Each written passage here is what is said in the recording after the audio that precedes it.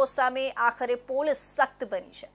તાજેતરમાં પોલીસે ખંડણીખોર શેખ મોહમ્મદ સાકિરની ધરપકડ કરી, જે પાલિકા અધિકારીઓને બોગસ ફરિયાદો અને બ્લેકમેલિંગથી રીંઝાળતો હતો। આ કાર્યવાહી બાદ પોલીસે રિકન્સ્ટ્રક્શનની રણનીતિ અપનાવી મુગલીસરા વિસ્તારમાં ખંડણીખોરને લઈ ગઈ હતી।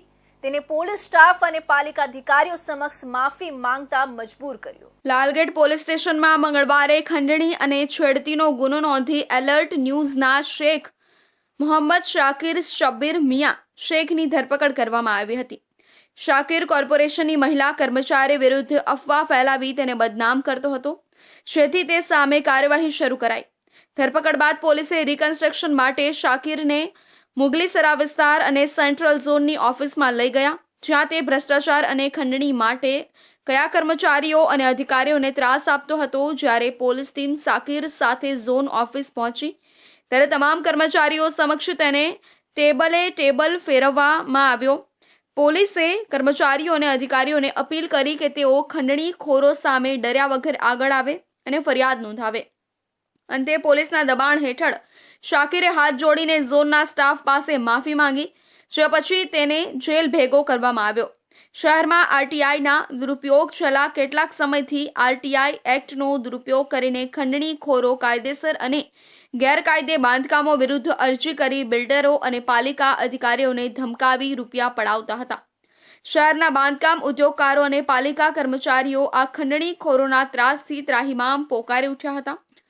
વિધાનસભા સભ્ય અરવિંદ રાણાએ પણ આ મુદ્દે પોલીસ કમિશનર અને રાજ્ય સરકાર સુધી રજૂઆત કરી હતી।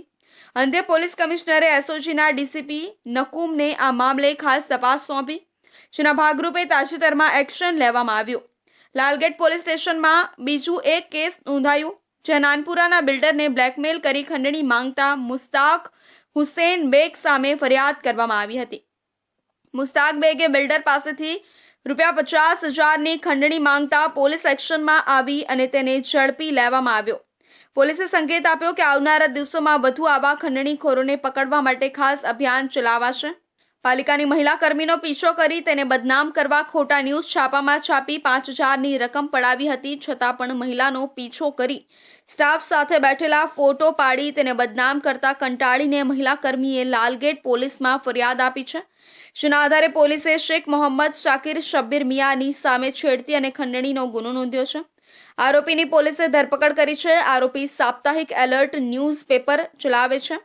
44 વર્ષીય મહિલા કર્મી ઓફિસમાં સ્ટાફ સાથે બેઠી હતી। તે વખતે આરોપીએ ફોટા પાડી લીધા હતા, પછી તે સોશિયલ મીડિયાએ ઇલુ ક્યાં હૈ એવી કોમેન્ટ કરી બદનામ કરવાનો પ્રયાસ કર્યો હતો।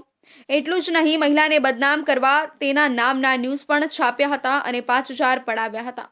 બેગમપુરામાં નવી બંધાતી મિલકત તોડાવવાની ધમકી આપી ખંડણીખોરે વેપારી પાસેથી ₹50,000ની ખંડણી કરી હતી। આથી કાપડના વેપારીએ લાલગેટ પોલીસમાં ફરિયાદ આપી છે, જેના આધારે પોલીસે ખંડણીખોર મુસ્તાક હુસેન બેગની સામે ખંડણીનો ગુનો નોંધી ધરપકડની કાર્યવાહી કરી છે। આરોપી 7C ન્યૂઝપેપર ચલાવે છે।